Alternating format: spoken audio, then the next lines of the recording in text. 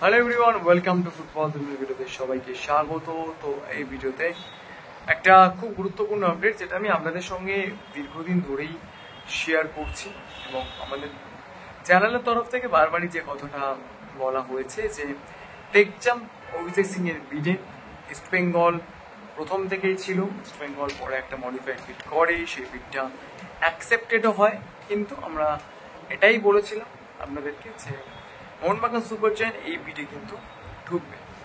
তো ইস্ট বেঙ্গলের যে বিডটা ছিল সেটা আমি যদি খুব ভুল না করি 1.2 কারোরের বিড ছিল এবং গত শনিবার আমরা লাইভ করেছিলাম। সেই লাইভে আমরা আমাদের যে এক্স হ্যান্ডেল আছে সেখানেও আপনারা যারা যারা আছেন নিশ্চয়ই দেখেছেন যে আমরা এটা বলেছিলাম যে অভিষেক সিং এর রেসে মোহনবাগান সুপার জায়ান্ট ঢুকেছে, তারা বিট করেছে এবং তারা কিন্তু একটা মোটা অঙ্কের টাকায় বিট করেছে। 1.8 কারোরের মতো তারা কিন্তু ট্রান্সফার ফিটা বিট করেছে এবং এখান থেকে একটা বিষয় পরিষ্কার যে যেটা আমাদের এক্সপেকটেশন ছিল যে টেকচাম অভিষেক সিং এর দামটা কিন্তু চচ্চর করে বাড়বে।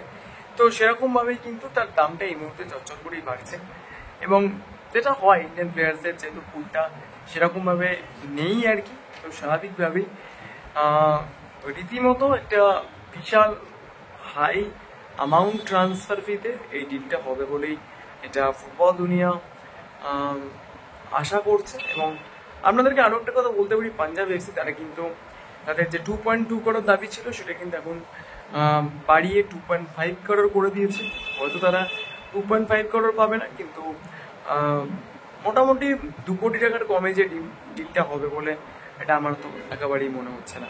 তো ইস্ট বেঙ্গল 1.2 করোড় বিট করেছিল, পরবর্তীকালে তারা হয়তো কোনো মডিফাইড বিট করতে পারে। মোহনবাগান আপাতত কিন্তু এই ডিলটাতে 1.8 করোড় বিট করে রেখেছে।